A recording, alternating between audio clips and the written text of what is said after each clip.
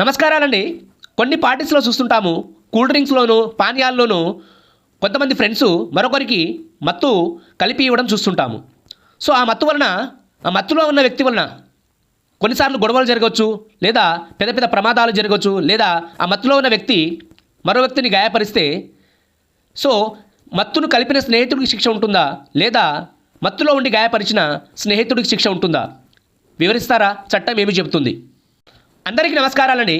మీరు అడిగిన ప్రశ్నకు సమాధానం పూర్తిగా స్పష్టంగా అర్థం అవ్వాలంటే నిజ జీవితంలోని 2 కేసులను మీకు వివరిస్తాను. అప్పుడు మీ ప్రశ్నకు సమాధానం పూర్తిగా అర్థమవుతుంది. దానికంటే ముందు సుప్రీంకోర్టు, హైకోర్టులు అనుసరిస్తున్న శిక్షలను, చట్టాలను ప్రతి సామాన్య ప్రజానికానికి అర్థమయ్యే విధంగా చిన్న చిన్న కథల రూపంలో వివరిస్తున్నాను. మీ నుండి నాకు సపోర్ట్ కావాలి. మీ సపోర్ట్ ఒకటే అండి, లైక్, షేర్, సబ్స్క్రైబ్ చేయండి ప్లీజ్. సో 1937లో జరిగిన వెంపరర్ వర్సెస్ కేశవ పిళ్ళై కేసును మీకు వివరిస్తున్నానండి. ఈ కేసులో నిందితుడు ఒక తీవ్రమైన నేరం చేశాడండి. సో ఆ నేరం చేసిన సమయంలో అతను పూర్తిగా మత్తులో ఉన్నాడు.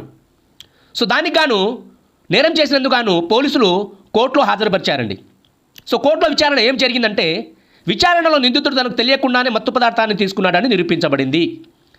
అంటే నిందితుడికి ఎవరో తెలియకుండా మత్తు ఇచ్చారు, అది అతను తీసుకున్నాడని చెప్పేసి అతను తనకు తాను నిరూపించుకున్నాడు. ఆ మత్తు ప్రభావంలో అతను ఏం చేస్తున్నాడో అది తప్పో ఒప్పో తెలుసుకోలేని స్థితిలో ఉన్నాడని కూడా కోర్టు గ్రహించింది. కోర్టు గ్రహించిన తర్వాత తీర్పు ఏమిచ్చిందంటే, నిందితుడికి నేరం చేయాలనే ఉద్దేశం లేదని, అది అసంకల్పిత మత్తు వల్ల జరిగిన చర్య అని భావించి నిందితుడికి నిర్దోషిగా విడుదల చేసింది. అంటే ఇక్కడ మరో కేసు వివరిస్తాను చూడండి. ఇది 1987లో Ratan Lal versus state of Rajasthan కోర్టులో, రాజస్థాన్ హైకోర్టులో జరిగిన కేసు అండి. సో ఈ కేసులో విషయం ఏమిటంటే, నిందితుడు తాను నేరం చేసే సమయంలో మత్తులో ఉన్నానని, అది తనకు తెలియకుండా ఎవరో ఇచ్చారని వాదించాడు. అయితే నిందితుడు ఆ మత్తు తెలియకుండా ఇచ్చారని నిరూపించుకోలేకపోయాడు. ఇక్కడ నిందితుడు ఏమిటంటే, ఎవరో తనకు తెలియకుండా మత్తు కలిపాడని చెప్పేసి కోర్టులో నిరూపించుకోలేకపోయాడు. అందుకే కోర్టు అతన్ని శిక్ష విధించిందండి. అంటే ఈ శిక్ష విధించకపోవడం అనేది ఇది భారతీయ న్యాయ సమితిలోని సెక్షన్ 23 ప్రకారంగా ఉంటుందండి. భారతీయ న్యాయ సమితిలోని సెక్షన్ 23 ఏం చెప్తుందంటే, ఒక మత్తు పదార్థం తీసుకుంటే అతనికి తెలియకుండా ఎవరో కలిపి ఇస్తే అతను తీసుకున్న పరిస్థితిలో ఉండాలి.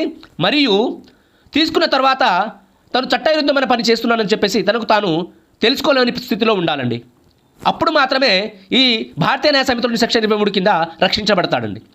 కానీ తనంతట తాను మద్యం సేవించి నేరం చేస్తే ఈ సెక్షన్ కింద రక్షణ లభించదండి. Thank you. Like, share, subscribe చేయండి.